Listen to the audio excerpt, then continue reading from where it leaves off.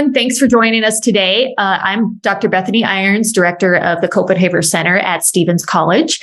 And I want to mention that this workshop is being recorded and it will be available on our YouTube and our website, copenhagen.stevens.edu. I would like to start off by thanking Florida International University's Copenhagen Center and the director, Dr. Lillian Lodge Copenhagen, for joining us, and as well as the Copenhagen Satellite Centers at Rowan University and Marymount University for their continued partnership. So today we have two very special guests. So Dr. Rosanne Welch and Rashaan Dozier-Escalante for our panel, Writing is Activism, Creating for Inclusion on the Screen. So thank you both for joining us today. We're very happy to have you. Thanks to be here. So Dr. Rosanne Welch serves as Executive Director of Stevens College, MFA in TV and Screenwriting. Her television writing credits include Beverly Hills 90210, Picket Fences, ABC News Nightline, Touched by an Angel. Welch edited When Women Wrote Hollywood, which was named runner-up for the Susan Kopelman Award, honoring the best anthology, multi-authored or edited book in feminist studies by the Popular Culture Association. She also co-edited Women in American History, a social, political, and cultural and wrote Why the Monkeys Matter, Teenagers, Television, and American Popular Culture.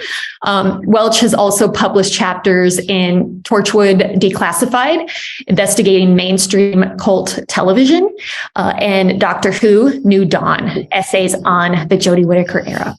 So Welch also serves as book reviews editor for Journal of Screenwriting and on the editorial board for Written By magazine.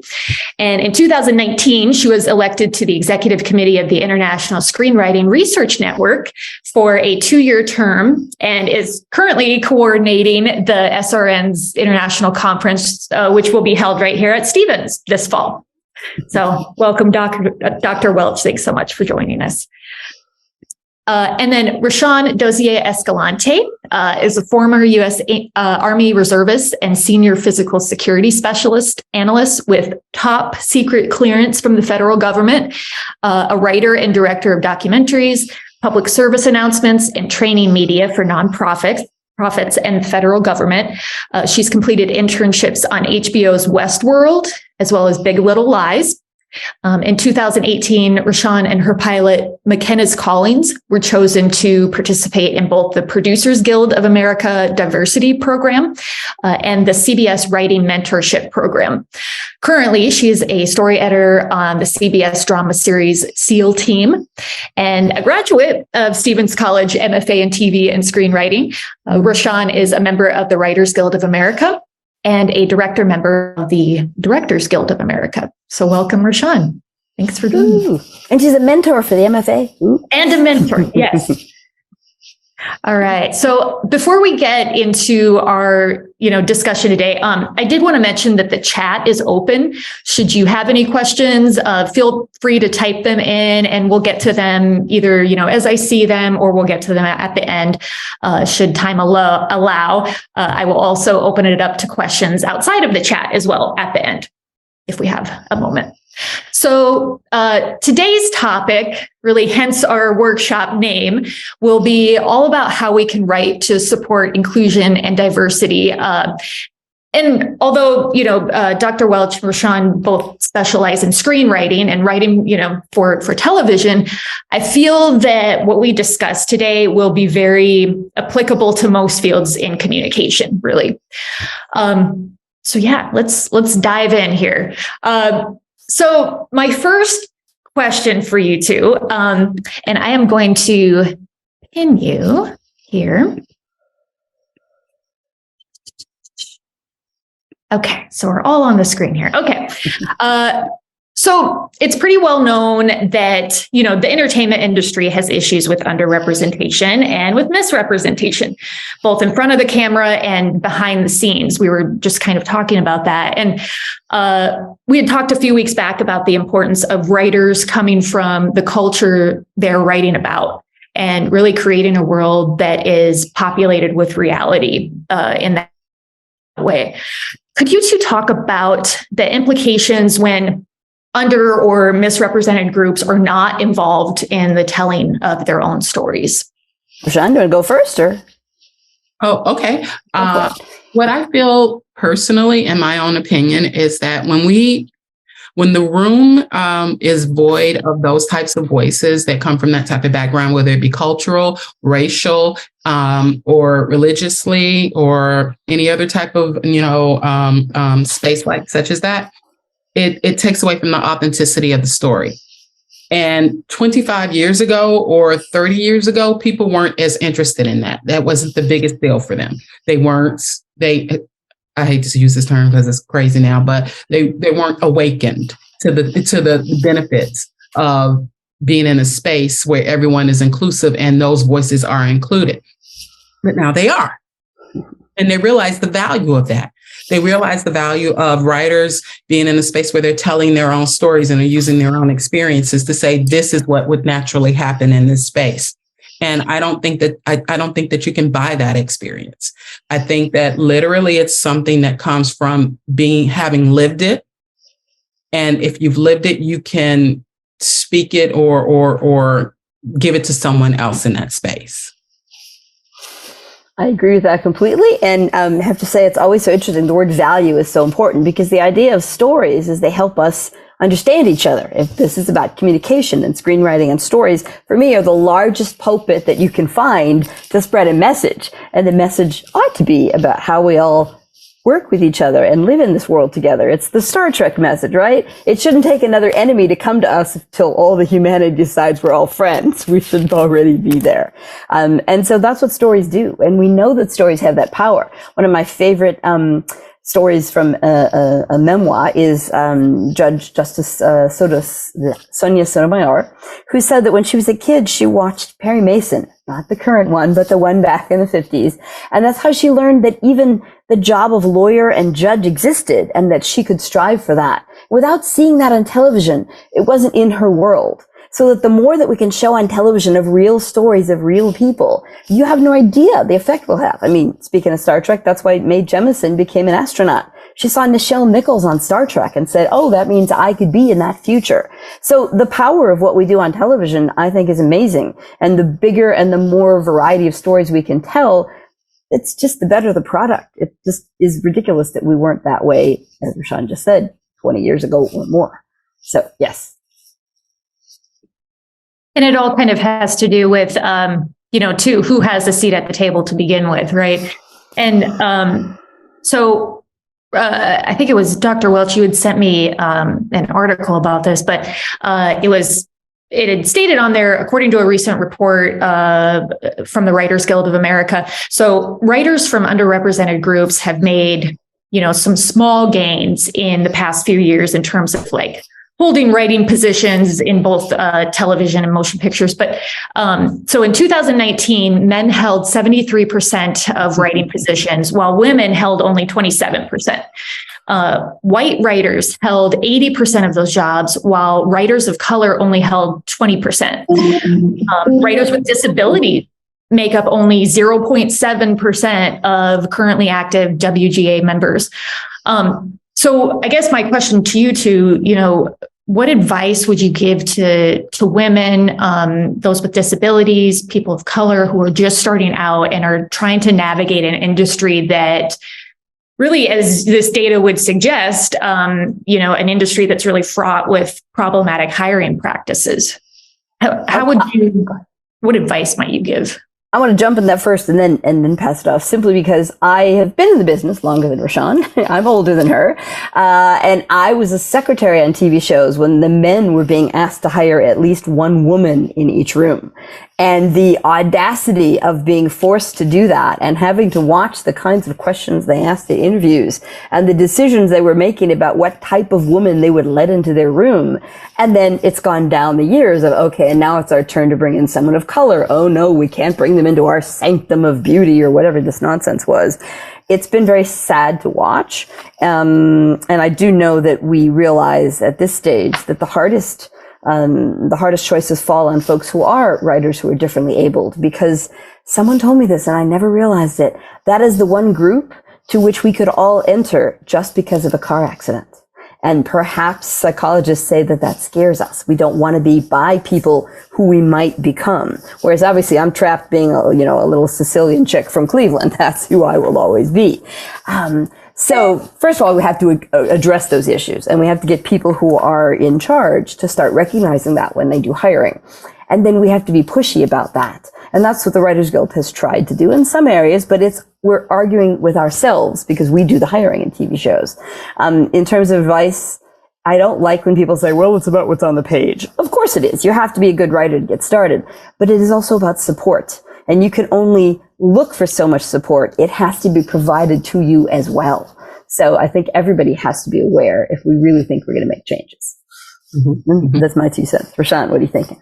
So in the last couple of years, we've had some horrible things happen here in the United States, and we've had some wonderful things happen as a result of those horrible things. And one of the things that happened in Hollywood was they were shamed.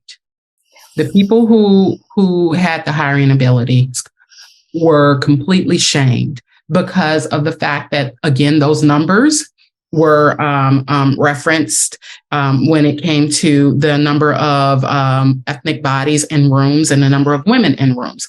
And people started to put their rooms on Twitter and Instagram. And so what you would see was, we have Black people in our room, or we have Hispanic people in our room. And there were a lot of rooms that didn't have any of those people. And they had like one woman in the room. And so that really shamed them. And so those numbers have gone up a little bit in regards to that. But it shouldn't take shaming to have somebody realize the fact that the reason they don't want people in their space is because they want to remain the same. They don't want to change. They want to come in and they want to still tell the racist jokes or the differently abled jokes or sexist jokes. And we want to say, we were just playing. It was just a joke. And there's a problem with that because a joke to you is an offense to me. And so people don't want to stop what they're doing. And that's a huge problem. So when you're talking to people about coming into this industry, it's one of those things where you have to tell them the truth, that you have to have a thick skin. I was told when I got there that I was a diversity hire. And Donald Glover just said that in 2009, when he got to Third Rock, that Tina Fey was like, listen, I'm not trying to hurt your feelings, but you're a diversity hire because they hadn't hired anybody. But Tina Fey was the showrunner. She was the showrunner and the creator of that show. So tell me, why was there no person in the room that looked differently from her? So that was her issue. That was her fault. That was her issue to rectify. And she chose to rectify, but then she turned around and she told the guy to his face, but you're the diversity hire. And so when that happened to me, I said, you know what? I sure am. And one day I would love to live in a space where everyone has an opportunity to be the best writer that they can be and be employed as the best writer that they could be.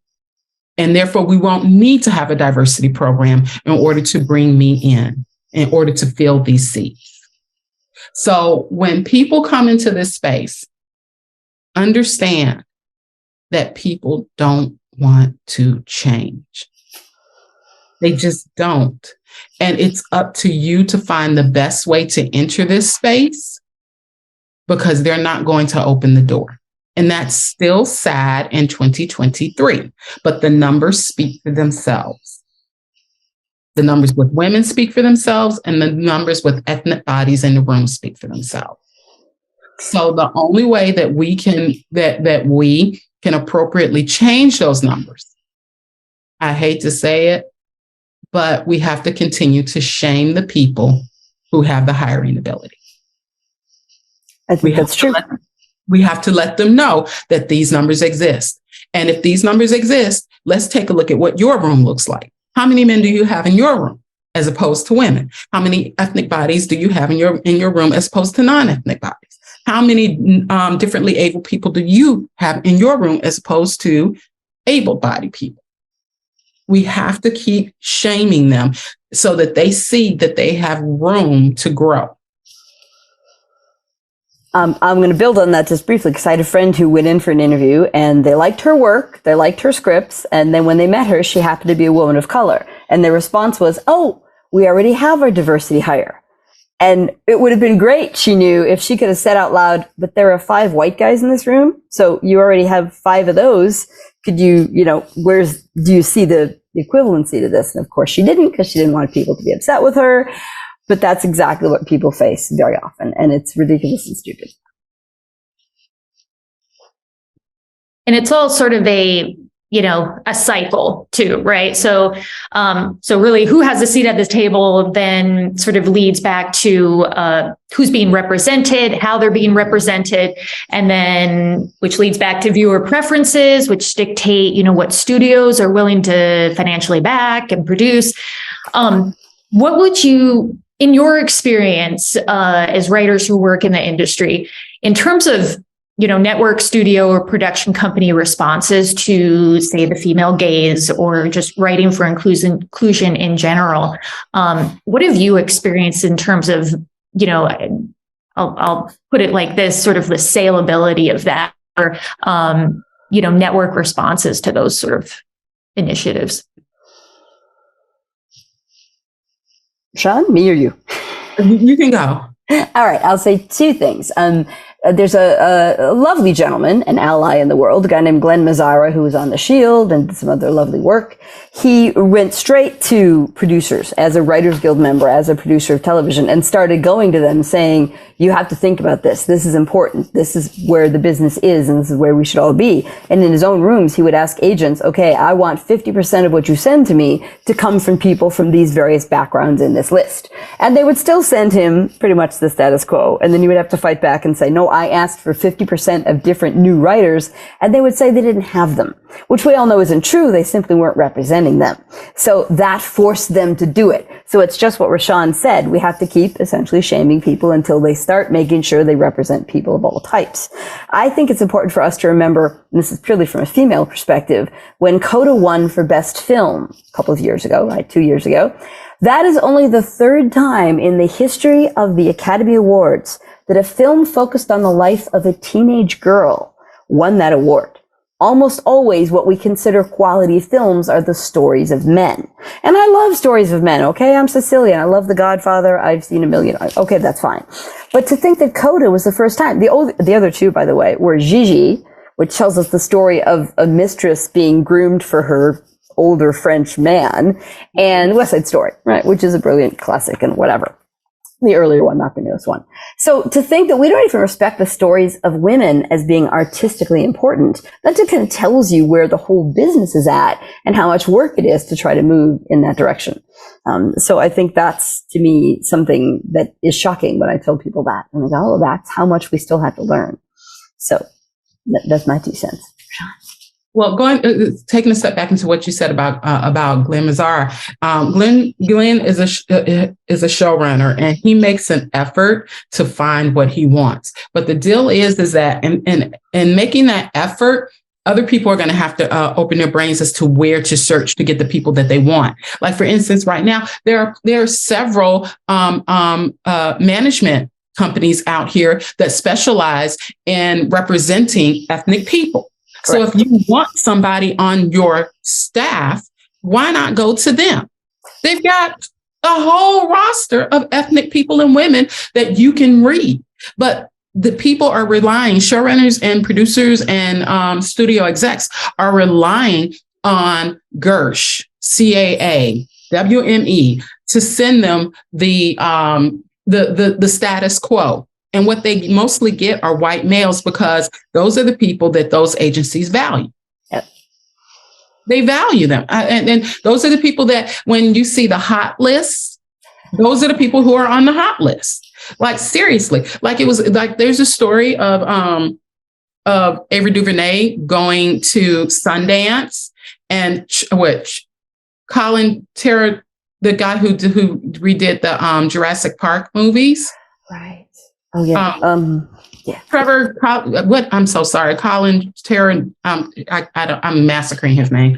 Anyway, I can't think of his name. Yeah. So they both go to Sundance, with their films, and his is this like quirky, like time jumping film or what have you, and hers is the movie where the young lady's in jail.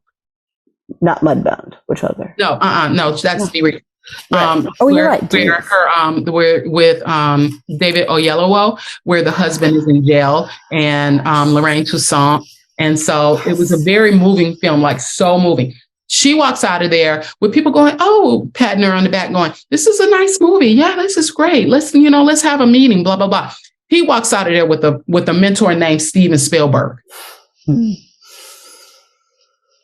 And he ends up directing the next set of Jurassic Park movies off of this.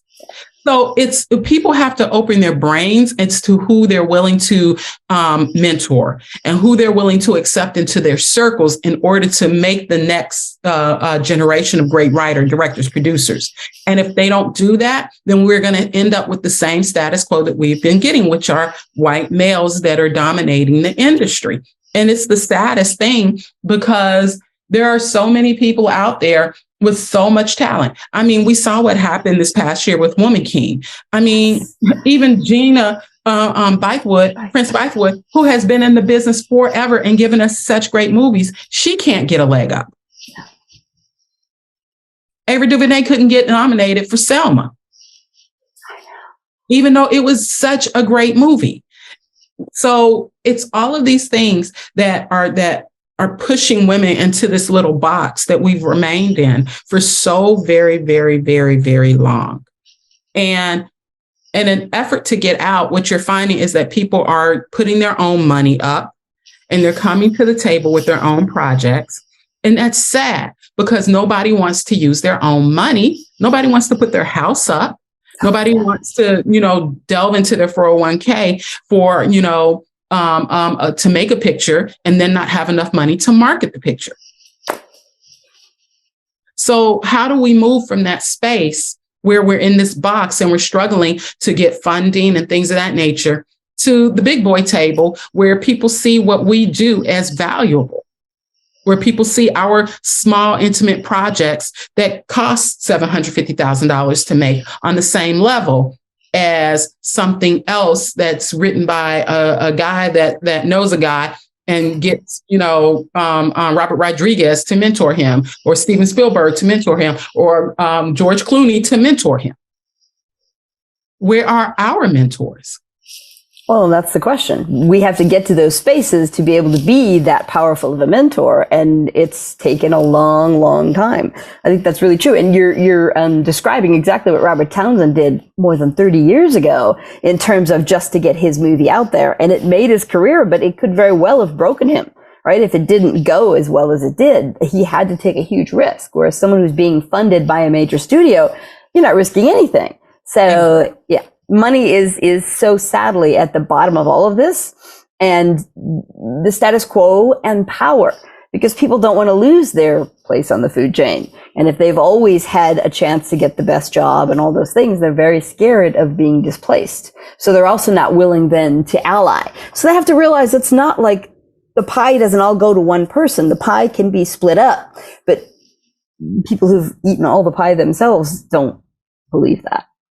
Yeah. Yeah. And it didn't go as well for him because it took him multiple years and multiple credit cards. Like, seriously, it took him years to make that film. People would leave and then come back and they take jobs and then they got a little famous in the meantime. And so they put a little money on the table. I mean, so it was just a lot. It took like 4 or 5 years for him to make that film. It was not the easiest project, but when he did, it was amazing because it belonged to him. But he still had record. Yeah, he still had to seek distribution. And the movie is called Hollywood Shuffle. Yep, Hollywood Shuffle. And it's still just as valid today as it was nearly 40 years ago when it was created by Robert Townsend. Hollywood Shuffle. I say, please watch the movie. We took our MFA groups. It was given an anniversary run at a theater a couple of years ago when our last group that's graduating right now was coming through, and we went to see him in person do the Q&A. And exactly, he talked about the actors who came and went, and because how much money he had, he could only go every time. It was amazing. to see the work that he did, that he had to do, as opposed to somebody else who sold one tiny short film at a festival and was then invited to direct some major motion picture by somebody else. Mm-hmm. Thank you. And yeah, so often, I mean, money and power synonymous. And you're exactly right how it doesn't have to be an either or, right? And the pie can be split up. And I actually wanted to mention the Screenwriting Research Network conference, Dr. Welch, that you're doing, because that theme is gender and the female gaze, right? And so it's focused primarily on those female-focused stories and research, and giving that platform for dedicated to that, and thinking about the female gaze and kind of what that means. It can be viewed from multiple viewpoints, right? So the perspectives or the choices of those like writing and directing the film, the viewpoint of the characters in the film, and then, our own projection and our own preferences as viewers. But having a female writer and director can impact, again, how those characters are portrayed, and which can impact our perceptions as viewers. And yeah, what and who is represented is really, over time, it creates cultural understandings, right? Which can then lead to creating or upholding or even, dismantling stereotypes. Could you speak, and you kind of touched on it with that film too, but could you speak about the cultural influences of some, pivotal characters that were written by, female or male screenwriters? Oh, goodness. Well, we could be here all day. So I'll pare it down to a couple, and I'm sure Rashaan has her own couple of favorites that she could bring up.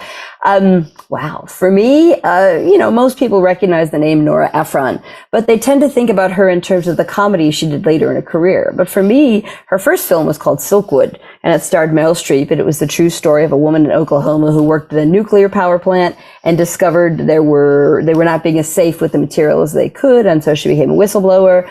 And she was killed, or she died in a car accident that was never solved.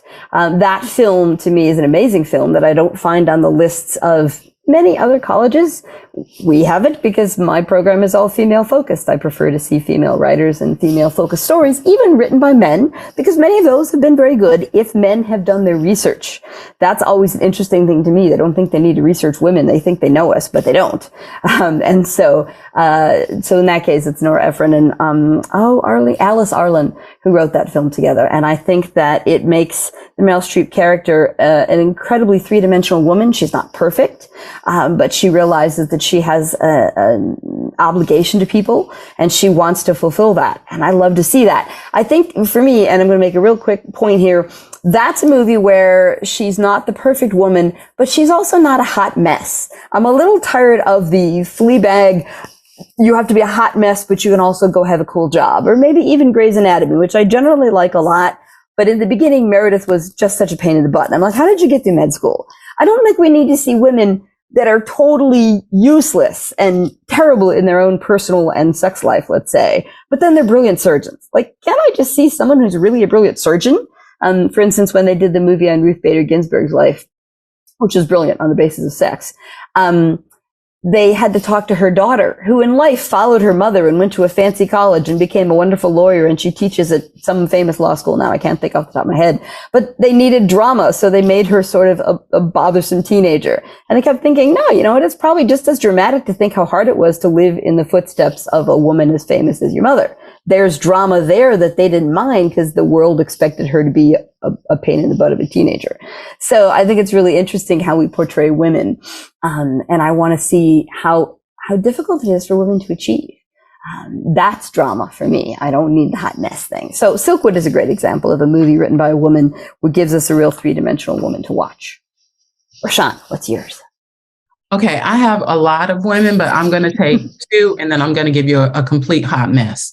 All right, so Olivia Pope was great. She was a little bit of a little bit trampy, but but she was really a great example for the television world to see that a story with an African-American woman at the head being smart, intelligent, running things, and having a direct line to the seat of power was a really great opportunity. That character was viable, that woman was viable, and people would come to see her. Back in the day, for me, always at the top is Ellen Ripley, because she changed the way that people thought about a woman in that type of space.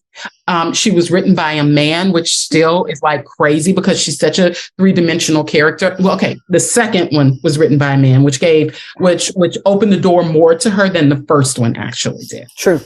Okay.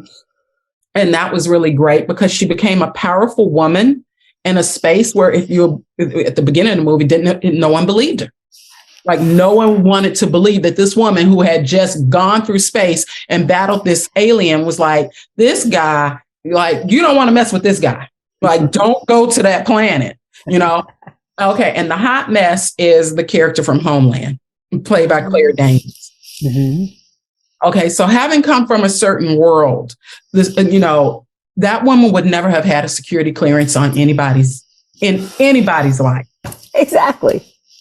To make her interesting, you first had to give her this mental health issue, which was not the quote unquote bad thing about the show. The show was that this woman was that this woman was so reckless that basically she wasn't a woman. She was a man who was doing all of these things with the most limited ability to be brought to the table in any type of responsible manner for the things that she was doing. Like literally, that's basically what she was, a man with a vagina, and not like in like the trans sense or anything like that. She was just, it was like the woman was the character is written as a man, and it was like somebody said, well, can we make her a woman? Yeah. Without any of the in-depth things that would go along with that, the questions about any of that. Okay. That's what I was saying. Exactly. That men don't research women's lives and women's real questions. Exactly. And then she has a baby. And so she has a mental health issue. She has a baby and she's determined to get back in the field. And there was this like limited question about what do we do with this baby? So she gives the baby to her sister, and like, then it was, do I want to be a mother? And it really, it was, to me, there was no like in-depth question about really what was going on with her. Like, how do you get to this space? And it was so disappointing because a lot of people don't know was that the hunt for bin Laden started after the first World Trade Center bombing in 1993.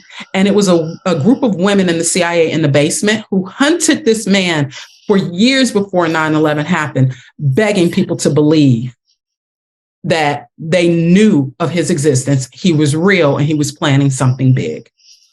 I mean, they became obsessive to the point where they were called crazy. And then when 9/11 happened, they were blamed because they didn't find him. Exactly. So that's the world that we live in.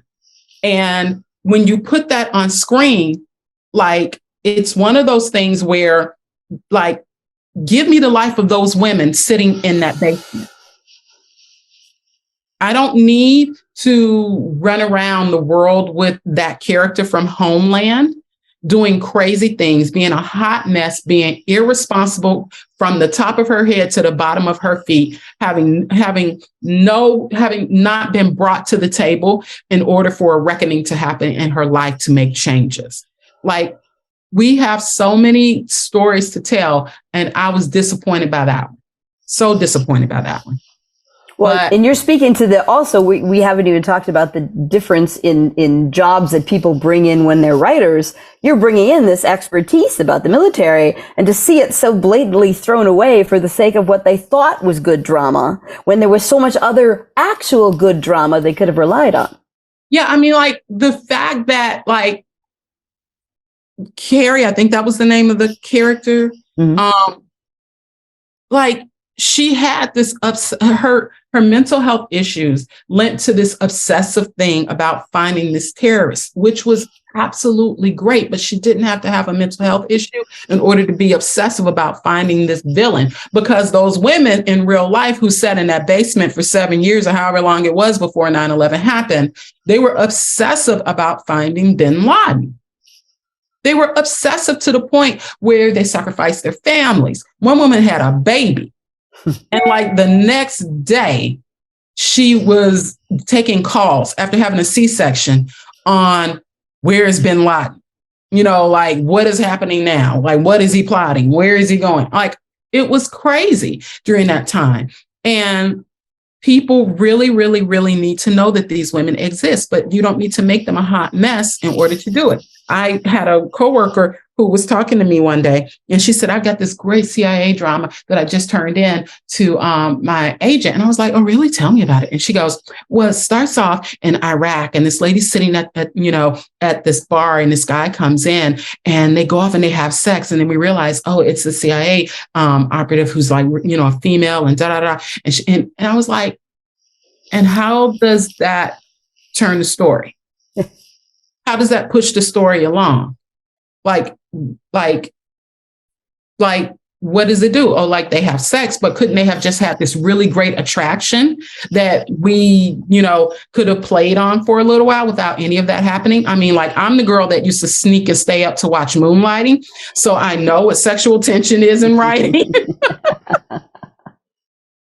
And so we have leaned into this hot mess female aspect of what we think is the best character for a female or the best writing for a female. And I don't agree with it. I think we can do better. We're in a new era. We can do better. Oh, that's definitely true. Thank you. And I uploaded that WGA inclusion and equity report. Dr. Kogut had asked in the chat. And if any of you have questions, please put them in the chat. We'll get to them at the very end here. And another survey that I will actually link here as well, survey from the Center for the Study of Women in Television and Film at San Diego State University. It's very interesting how to look at at this data and these statistics to see just how women really are portrayed throughout screenwriting. But okay, so it found that 80% of films featured more male than female characters. Only 7% of female characters were over the age of 60. Women characters were also more likely to reveal their marital status in the film compared to their male counterparts. And also in the study, women only accounted for 33% of protagonists in the top grossing movies of 2022. But in the films with at least one female director or writer, that number jumps from 33% to 56% with protagonists. So, it's about who has a seat at the table, but and it's of great importance to women, one, being written about in the first place, but two, being written about as, fully developed people as characters beyond caricatures.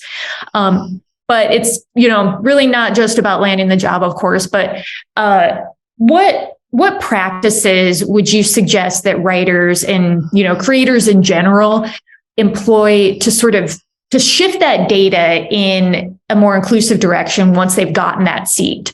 So like, in other words, do you have any tips for, networking or daily practices or, how to navigate the industry standards that you feel might be helpful for people, especially those just starting out, to know? I can go. Rashaan, you ready? Okay. Yeah. Okay. So I always say find your people. And I always say go to education. So if you can afford to take a class, you will meet people. and you will be able to network. And if you can get into any of the groups like Black Writers in Hollywood, or the military writing groups, if you're a part of the military, like in reserves or a veteran or something of that nature, I always say get into those types of groups because they offer networking opportunities that are really, really, really, really great. And they offer a wonderful sense of home and support. And they are probably in a space where that you are, and they can relate. Like single moms, like I was a single mom in Hollywood, a very, very, very difficult thing to do coming from a different background or what have you. And I folded in with other single moms. Like if you're part of an LGBTQ community, find your LGBTQ writers. You know, if you're a trans writer, find the trans writer, because we're looking for those voices right now. We are in support of those voices, and we need those voices right now. So finding those writing groups will give you a sense of support, will give you a sense of home, and it will always, always, always lead to the best opportunities, if you ask me, because those are the people that don't hog the information. So, like, seriously, when you get into those groups, they're like, I heard somebody's hiring, or this person is leaving. They're getting bumped up to staff writer, and they need a PA. They need a writer's PA, and they need a new writer's assistant. I can put you in. And so when you get into that group, they give you information, and it's so supportive and so, so great. Yeah, finding people who are, willing to say your name in a room full of opportunities, for sure. Mm-hmm. Yeah, Dr. Welch. Deeply important. Well, the word support, so important all the way around. You have to look for support. And again, if you have a position, you have to offer it. One of my favorite stories, I'm a huge Doctor Who fan, which is why I wrote a chapter about Jodie Whittaker and the first female Doctor Who. And I think she's brilliant. Is Russell T Davies, who was the producer of Doctor Who for many years. And he created a spinoff called Torchwood, where it was about a female cop, and her husband was the stay-at-home husband. And she got into all the danger, and he was dealing with that perfectly fine. It was who they were. It wasn't some strange, weird thing in their world. And there's a great quote he gave. I had the chance to interview him once when he was here in LA, about the fact that he happens to be a gay man. And he thought, oh, well, the worst representation on TV is probably gay men, until he started to pay attention to how women were represented. And he felt so embarrassed by that. He thought, well, of course, I will always have gay characters in my work because that's my advocacy. But I now know I need to focus on making sure the women in the work I do aren't these crazy props where things happen to them and they are an object in which other events go on. They have to be fully and completely involved. And so a couple seasons after he left is when they actually came up with a female character for the Doctor. And in that case, a guy named Chris Chibnall produced it. And again, he made a commitment. He's a guy, but he said, look, I got given this platform. I'm going to make sure, one, that I take this big risk and make the character female. But it's not just her. There are so many other women, because the character meets people through history. And I met characters I had never read about. There was a female who was the first woman put in Germany in a parachute drop with a radio so she could be, transmitting messages. I'd never heard of her. And here she was in an episode of Doctor Who. So I could now, let me study her. Let me look her up on Wikipedia. Let me see if there's any more books about her. And I'm a woman's historian in many ways and had never heard of her. So he made a platform, and he stuck to his promise of adding to that. And that kind of support made people pay more attention. And the other piece of support is that if you want to support women and people of color and disabled writers, when movies come out about them and by them, you got to go see them in the first weekend, because the stupid town runs by how much did they make on opening. And if you say, I'll check that out in a few weeks, you're not voting to say with your money, this is a product I will support. So you need to get those friends together and go to the opening weekends. It can't just be Dungeons and Dragons that make $75 million in a weekend. It has to be 80 for Brady if you want more product like that. So we can be supportive in lots of ways. I love that idea of, that you're voting with your dollars, right? And you're supporting with your dollars. Absolutely. I wanted to actually open it up to our audience here today. And anyone have any questions that they would like to ask our panelists?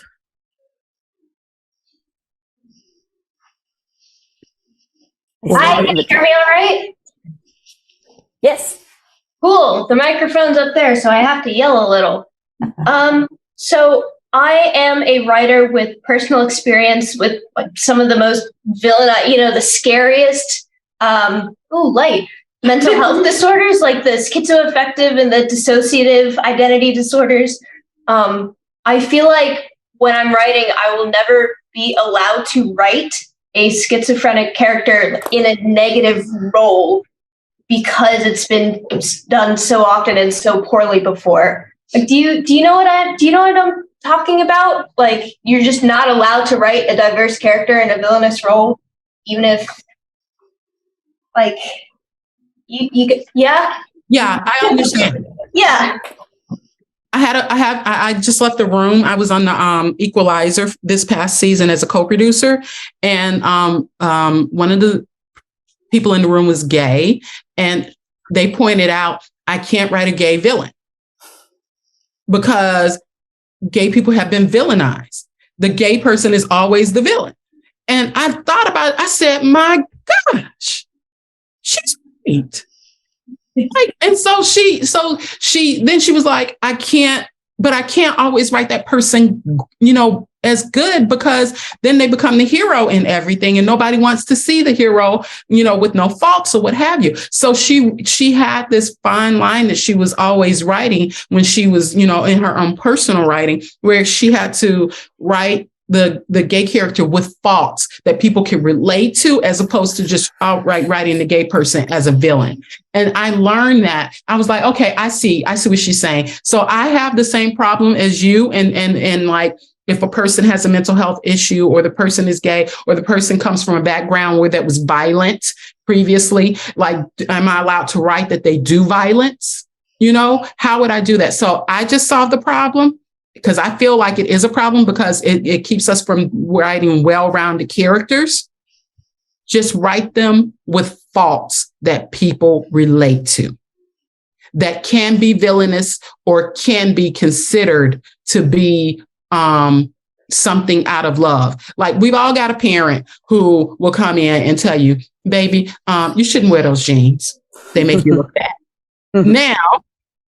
Now, is that parent being rude, or is that parent being helpful? Protective.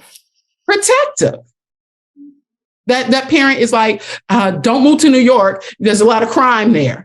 Is that parent being overly protective, or is that parent being realistic? So there's always that line and that question that can be asked if you're writing a neurodivergent character or a character with mental health issues. Like, what is it that this character is doing that could be questionable, that either side can be taken, or people can justify either side?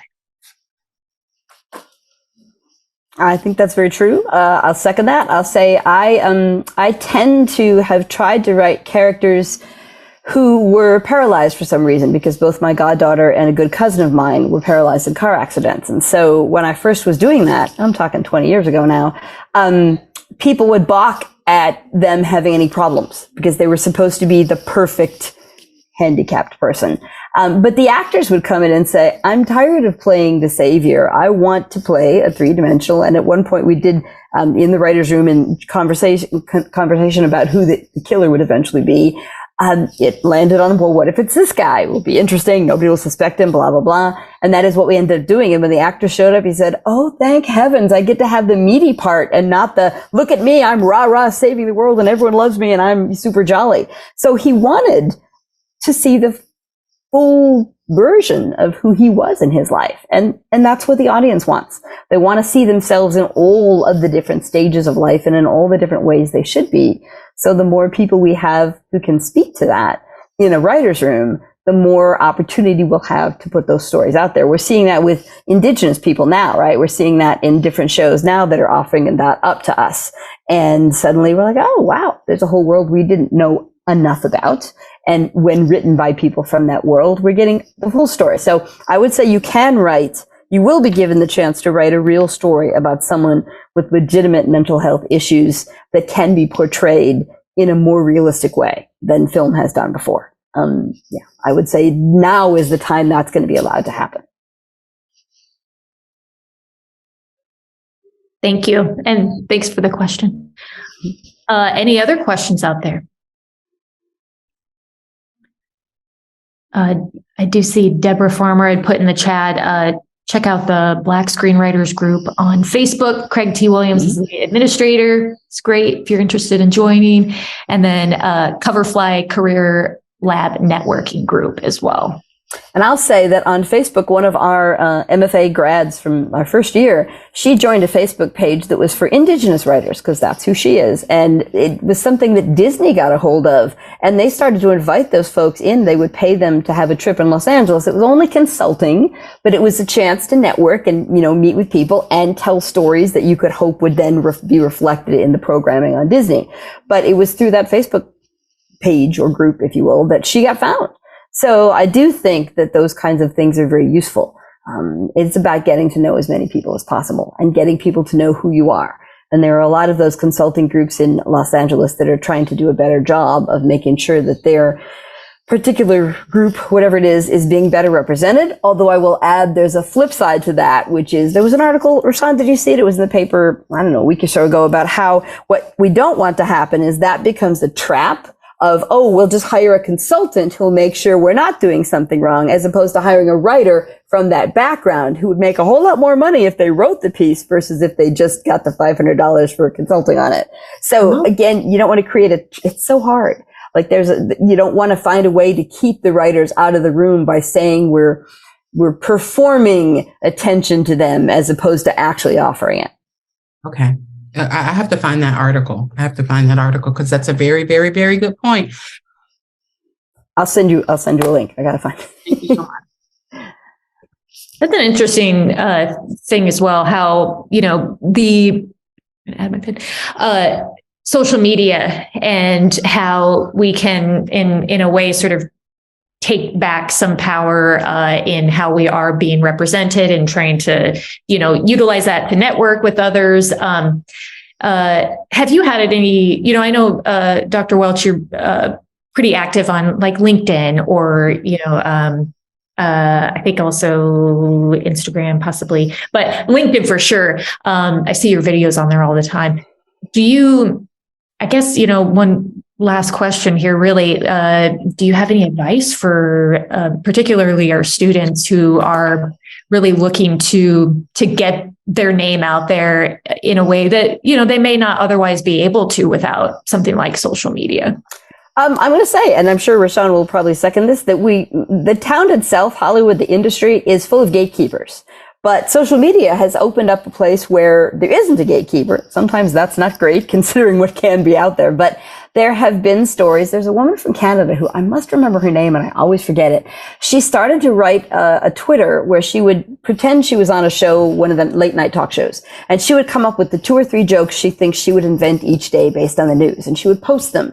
And eventually either Jimmy Kimmel or Jimmy Fallon, I always forget which Jimmy, found her and linked to her website, which then got a bunch more people to follow it. And they eventually hired her to write on that show. And then she sold a movie and it said she was a mother of 3 in Canada who was never going to move to Los Angeles. So that can't happen to everybody. But if you don't have material out in the world to be found, it can't be found at all. So what social media is offering, and TikTok, there are people who've been offered, pieces of shows or things like that off having a TikTok thing. So I do think that there's some value to that, and there's an audience there that can build. So that's definitely opening a place where then an agent will come looking for you because they want the thing you're already providing. So I do think it's useful. Rashaan, what do you think? Because I came into Hollywood in a different way than a lot of people, I always advise people to find the way that fits you. So if you're a mom and you've got 2 kids and you can't be in the writer's room, back in the day when I first came in, people leaving the writer's room at 10 p.m. from, coming in at 8:30 and leaving at 10 p.m. and things of that nature, you have to find out what What works best for you? So for me, I kept a day job until I had room to breathe financially. And then I was able to work a series of internships that I had gotten through my military organization that I was a part of. 2 HBO internships, one Warner Brothers TNT TBS internship. And what that did was that introduced me to the gatekeepers. So I killed it at the internships, and the senior vice presidents took notice, and then they gave me references, and then I got picked up and I did this. And so, and then I did something else. And so it traveled by word of mouth that, you should really talk to this young lady. She's, a really great worker and da-da-da-da. But by then I was over 35 and I had kids.